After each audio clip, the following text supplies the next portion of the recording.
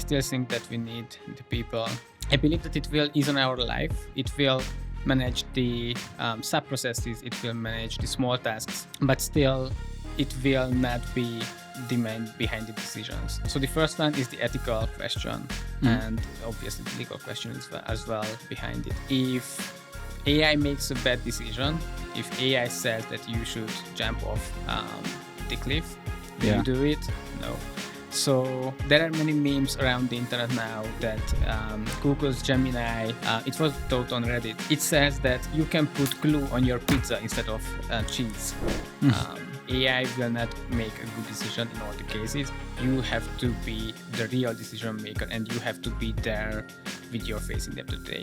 Hey everyone, here is Daniel Budai with a brand new episode of the Ecom Show. And today I'm here with David Minorics, and he's the head of performance technologies at Mito Group. And today we will talk about AI and performance marketing across different industries, especially in retail and e-commerce. Hey, how are you? It's good to have you here. I'm good. Thank you for having me. I'm good. Let's roll it. Amazing. So tell us more about your journey in marketing. I know you have extensive SEO experience. And what did you do before Mito? You are actually the second person giving me an interview from this company. Last time we also talked about AI, but more in design. So what's your main field of expertise? Yeah, so I'm in digital marketing since 2014, as far as I recall. It was a long time ago. I started as an SEO. I was there for a long time. Since then, I switched to a more generic role as a leader at Mito. This means that I'm responsible for SEO, web analytics, data, and digital content creation and digital content management. This is a wider area, though I'm still specialized in SEO a lot, but now with a greater focus. I work with companies across the industries that you mentioned, both retail, e-commerce, and also aviation, and B2B tech. But my main expertise in the first two. Mm-hmm. Yeah, so talking about this company, Mito, if anyone hasn't seen this last episode, so Mito is around 250 people now as an agency. Yeah, we are 240-ish. Obviously, it's changing a bit all the time. We are growing a lot. It was developed, it was established 15 years ago, then by 3 people. Now we are 240. There are many sub-groups within Mito Group. I am from Mito Performance. We are around 40 right now. We do performance marketing, which is not only PPC and paid advertisement, as many recall, but also the technological fields that I mentioned before. Yeah. And your clients are mostly mid-size and enterprises, basically. Yeah, exactly. So our main clients are Wizz Air, for example, Decathlon, Deichmann, and many so on from the big ones. And we work with smaller companies like Trezorit, for example, which is a Hungarian startup. Got it. So let's talk about performance marketing. By the way, it's good that you mentioned many people, they think performance marketing is PPC, Facebook, Meta, all of these platforms, but actually not many people think about SEO. But I think I can see many SEO experts become experts in performance marketing, or they evolve to manage the whole performance marketing field. Yeah, that's right. So the big thing behind that is that SEO is not only content that many people think, but it starts with, let's say, development with technical SEO, which is more the website focused. On sites? No, not really on site. It's really the technical, the code base, the text on the website, and so on, the speed of the website, let's say. And then comes content, because you are only as good as your website is. That's the first step, obviously. Yeah. And then the second one is content. You have to figure out what people are searching for in search engines. Obviously, Google is the main one, even though they got a huge fine just a couple of days ago, recently. And when you figured out what they are searching for, you have to optimize your content around that. And last but not least, you have to build links, you have to acquire links Yeah. from other websites to show all the search engines that you are the best. Yeah. So let's talk about AI. I know most people, they want to hear this AI. It's, a big topic now. So how do you see AI in performance marketing nowadays? Where is it useful? Where you think it's overrated? I think it's generally useful everywhere, but there are some fields that are really astonishing nowadays. So I would say the first one is within paid marketing, because Google and the other huge companies like Meta wants you not to micromanage your advertisements. Yeah. They want to do it instead of you, and that's through AI. The more first-party data that you have, the better advertisements you will have in the end of the day, and the more results, more revenue that you will have. So basically, the more data that you have, the more revenue that you get in the end of the day. And that's huge. That's for paid advertisement.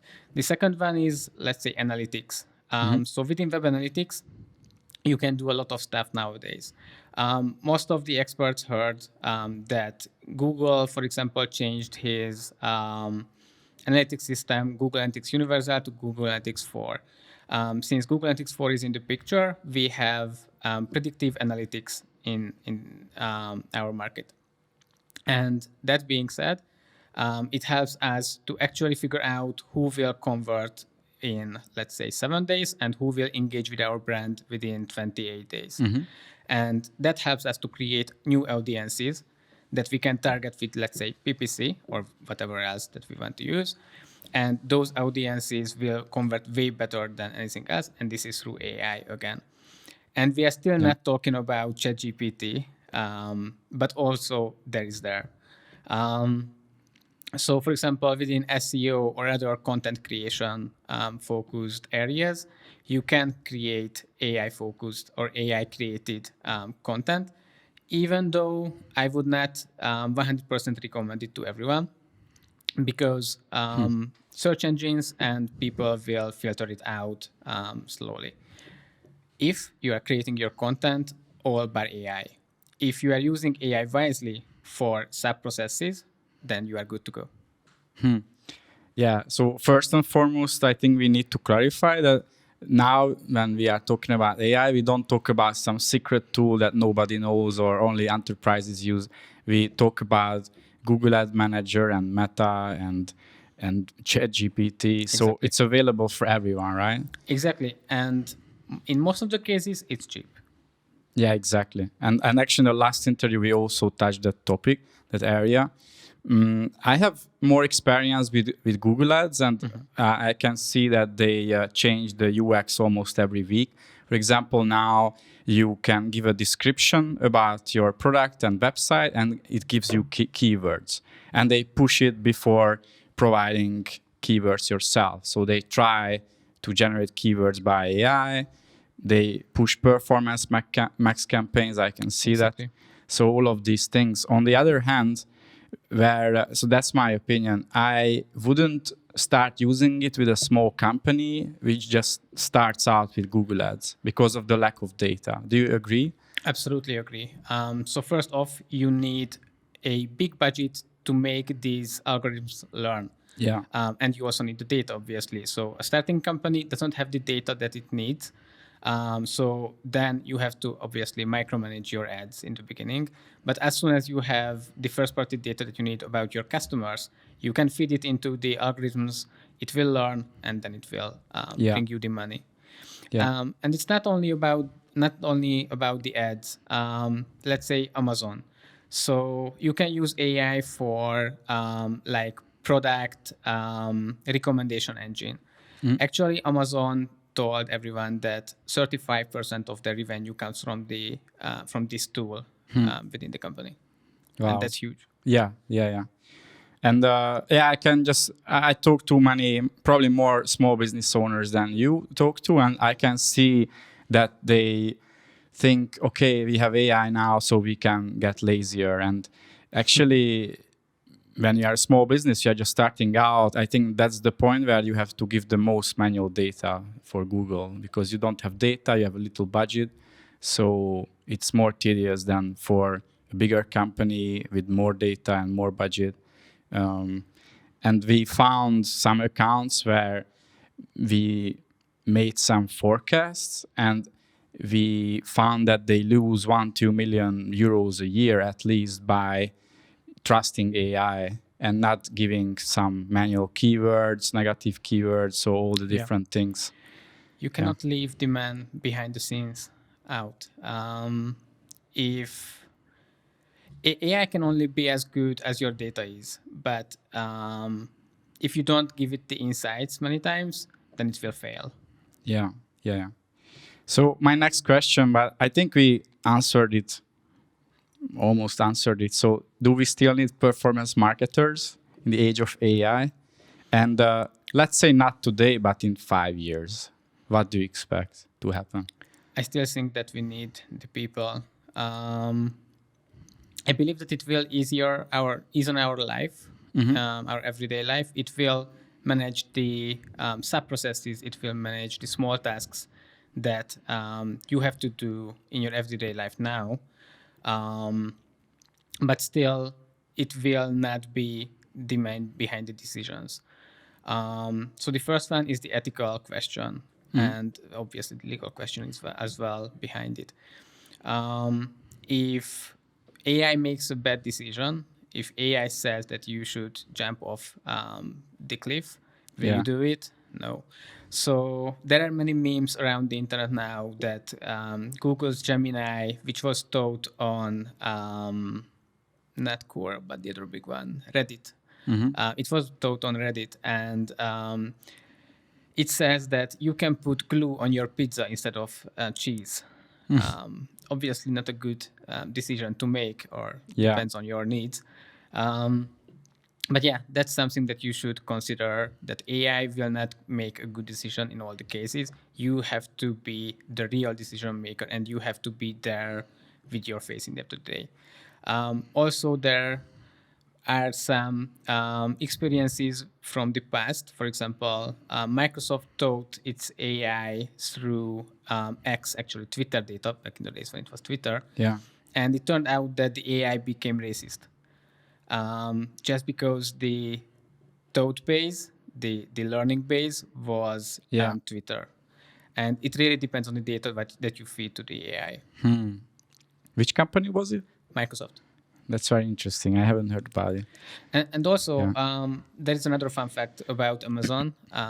They had a AI tool that was used for recruitment. And they have to scrape this tool because it was biased against women. And they have to simply change it. Yeah. So we can expect that in the future, our role will be more like decision making. Isn't it what you want to do in your everyday life? I mean, I don't want to do the monkey work. Yeah. I'm rather focused on the real impact that I can get. And if I can outsource the small tasks, outsource the not thinking tasks, then I'm good to go with that. Yeah. Do you think it's better? It's a better word, let's say, for junior workers, for new people in the industry, or it benefits the more senior level people? I mean, it's different. So for senior people who has learned the basics by themselves, obviously they can better use AI right now, but it will be different for those who are juniors right now. There are new fields of expertise on the market, like the prompt engineering stuff. And you still have to know the basics. So sometimes you will be asked to do the same tasks that an AI will be asked, and it will be faster, it will be better in the beginning, but in the end of the day, as you have to oversee what the AI does in the background, you have to know what it does. Yeah. So let's take a look at two industries where I know you have experience, a lot of experience. One is, as you call it, multi-channel retail. Omnichannel retail. Yeah, omnichannel retail. So the clients of my agency or our agency, they are mostly e-commerce companies, but I would say half of them, they are also on Amazon. They have, they are in retail as well. 80% US, so they are typically in Walmart or Target or in the US in different chains. And the other half is only e-commerce, I would say, so only online D2C brands. And the other industry that we will touch is aviation, which is more exotic for me. I don't know much about it. So when it comes to omnichannel retail, what patterns can you see there? So obviously, everyone wants to sell. Everyone wants purchases in their bank account, and for that reason, these companies are using AI. That's one of the biggest ones, obviously. The second one is that within omnichannel retail, your messaging has to be consistent across channels. And it's not only digital, so it's not only on your website, web application, and social media, but also offline, your stores, your ATL campaigns, your billboards. Those are must-haves to have a seamless transition between the different channels. And as it's possible, it should be good to switch between those platforms, and it's beneficial if these companies can recognize you whenever you go to the shop, whenever you buy online, or you go to the shop and buy online. Yeah. By the way, I'm just curious, who is the person who oversees that the communication is aligned across all of these channels? A brand manager, or who is?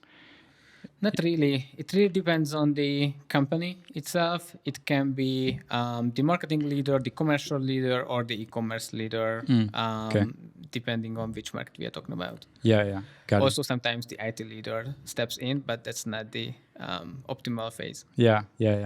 So how can you see these companies using AI? I assume they use it more for the online channels.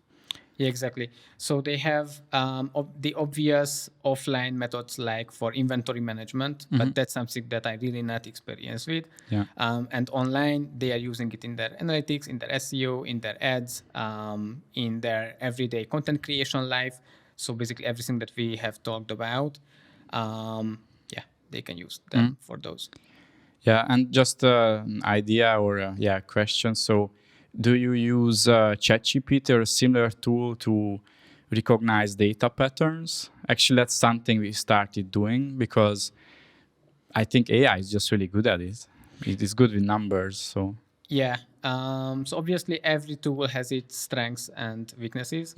I think ChatGPT is good for recognizing patterns, even though the insight should be created by a human. Yeah. Because it can be misleading, even though it seems to be true. In the end of the day, it's not.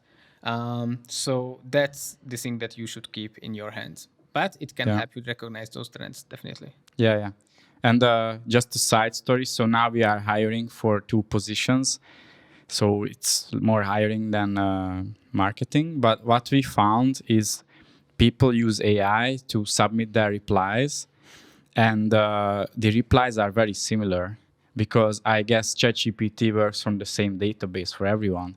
So literally the sentences, they look the same words, the same, things. And I don't know. I would be cautious about this. I would definitely recommend for those who use ChatGPT to take some courses around it, how to use it, how to teach it, what you want to get. In the end of the day, it will be similar because the database that it was taught on is the same. Yeah. But you can teach it to be different. And that's the thing that you have to be focused on. And regarding the AI tools, there are hiring AI tools that will tell you whether that sentence was written by AI or not. And I didn't know the that. answer. That's interesting. So you can tell AI or ChatGPT that be different. Exactly. That's interesting. Even though if you tell it to be different, and many people will tell it to be different, it will be probably the same in the end. There are limits. Exactly. Yeah. Exactly. You have to just recognize it. Yeah. What we tried before is I made it read the letters of Gary Halbert, for example. He's a copywriter. Was a copywriter, and he wrote a lot of letters to his son in a very unique style. So AI learned the style of this person, or read Petőfi something, this Hungarian poet, and it just learns the style and it recreates that, so it becomes more unique. Be careful not to teach it on Edward Allan Poe's literacy, because then it will be really dark. Yeah, use the right source, Exactly. right people. So, Yeah. have you known that Salvador Dali has a museum in Spain, and they used Salvador Dali's old footage, like film footage, to teach? It wasn't an AI; it was rather another tool. But now, if you go in, Salvador Dali will show you around within the museum. Wow. So it can be used for good purposes as well, obviously. Yeah. Not only for gambling, politics, porn, and so on. Yeah. That's great. So let's talk about aviation. I don't know much about that industry. I guess you help those companies with marketing Exactly. mostly. And how can you use AI there? Is there any specific there, like besides, Google Ads or Meta or SEO?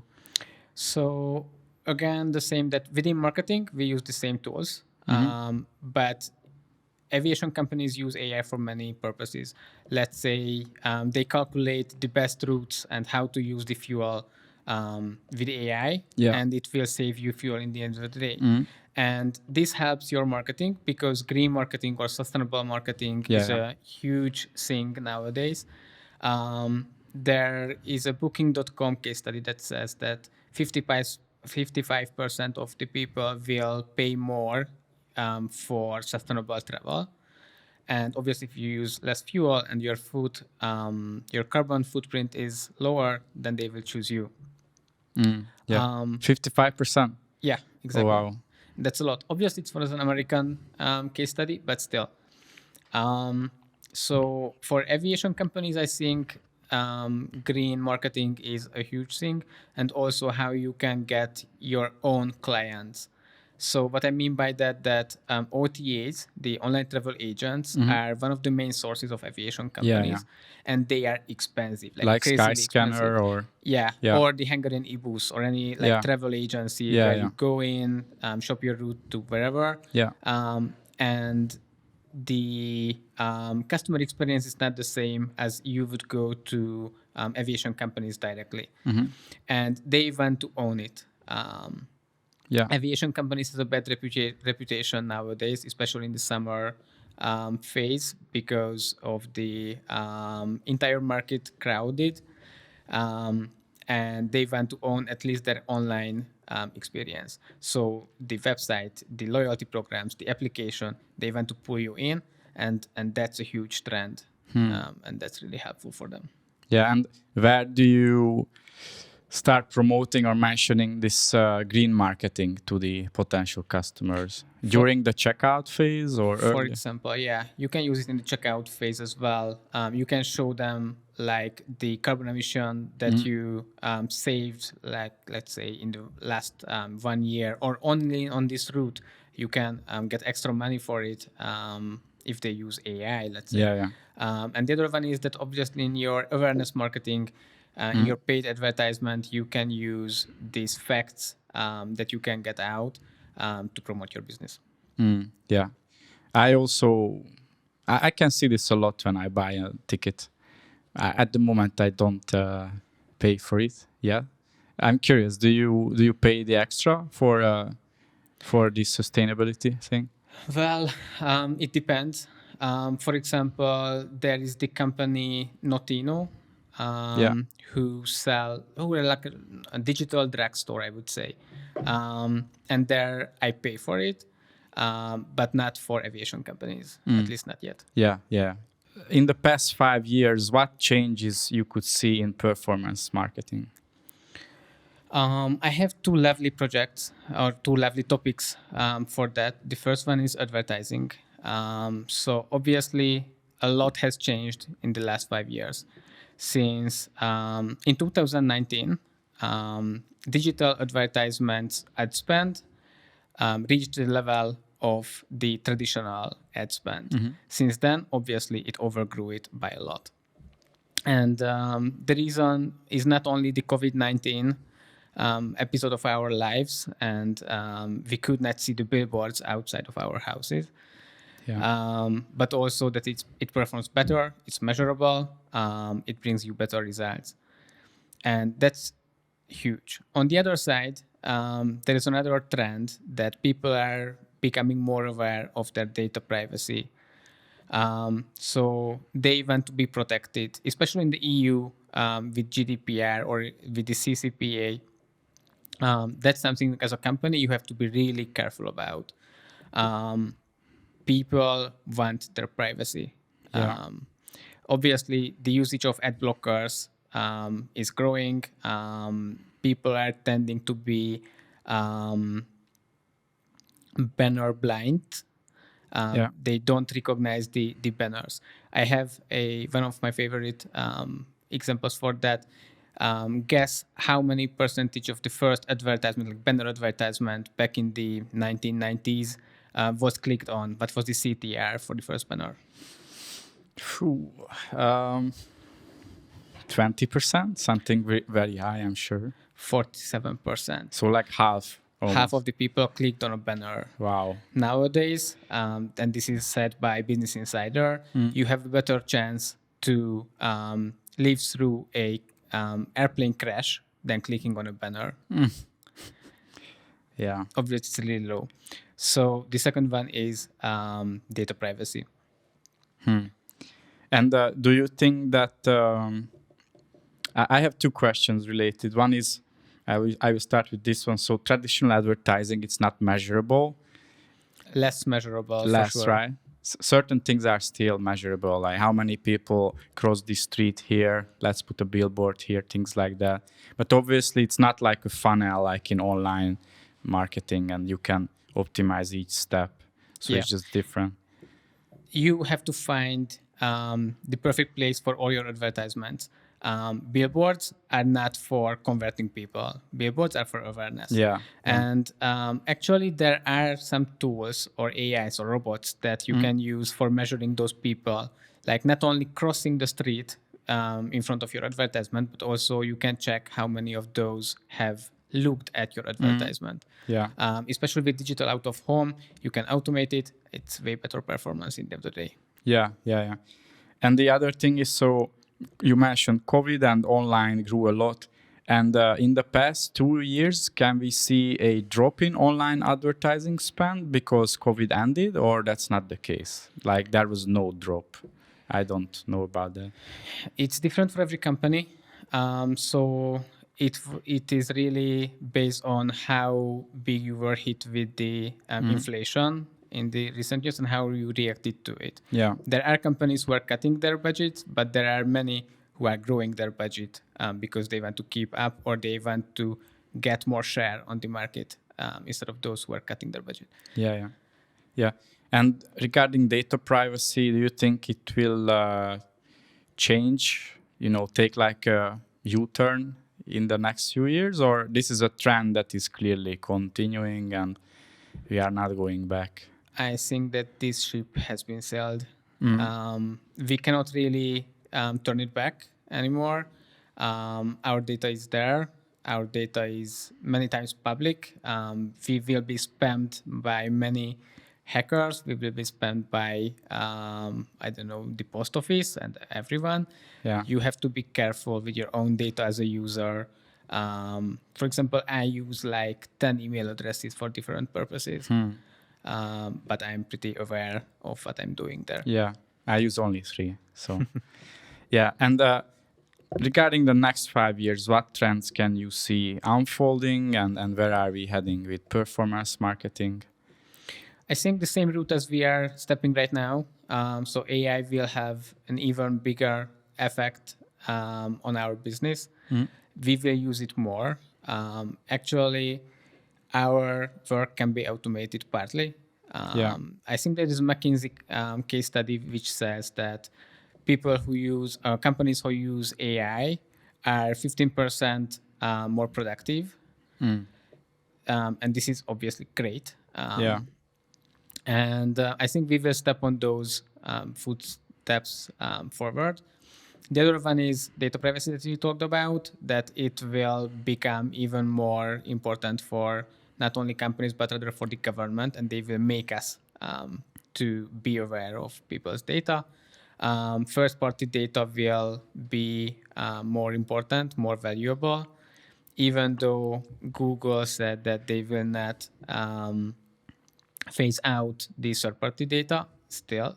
It's just a recent news, right? Yeah, exactly. Couple of weeks ago came. It was, I think, or 2 weeks ago. Yeah, Exactly. yeah.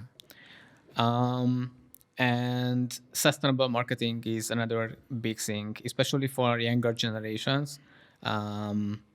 It's more important for them to be the company aware of them, of the Yeah. future, of the globe and everything. And yeah, they will pay attention to what companies do outside of their core marketing business that we are talking about, because marketing is way bigger than digital marketing. Yeah. But you can see that digital is becoming bigger and bigger, and traditional is kind of declining. Yeah, exactly. And this will continue most likely. Yeah. Obviously, the local car shop may not be downsizing its offline advertisement, Yeah. but huge companies will. Yeah. And regarding sustainable marketing, I'm thinking about electric cars, because a couple of years ago, not even like 2 years ago, everyone was like, I think in Europe by 2030, they wanted to phase out not electric cars, the traditional, cars. And now they just decided not to do that, because people, they don't buy electric cars as much as it was expected. So yeah, I'm just wondering if this trend will slow down or not at all. I think it's not just about the buying phase, because people do buy electric cars, even though they don't have that much money all the time. And the entire car selling business is shrinking a little bit, or not shrinking, but not growing that much as they would expect it. But it's also about how you can get that energy. And obviously, if it's not green, then you are at the same place with electric cars than carbon fuel cars. Yeah, that's a good answer. Thanks a lot, David, for the interview. And I hope everyone learned a lot today. And follow us on YouTube, and check out the major podcasting platforms, and find the Ecom Show. Every week we come out with a new episode, and we have more and more live interviews like this one. And thanks everyone again. Have a great day. Thank you. Hope you enjoyed, and even more importantly, you learned a lot from this video. Here at Budai Media, our goal is to help at least 1,000 e-commerce businesses grow with high quality marketing, because we can see too much shit out there. If you like this video, make sure that you go down, you subscribe to this channel, and also hit the notification bell so you get updated of my weekly videos. We collected the top 100 email templates from the past 6 years, and these generated tens of thousands of dollars for our clients. So go down and click the link and get this 100 templates for free. And finally, I will drop you one more video here. Make sure that you check it out as well.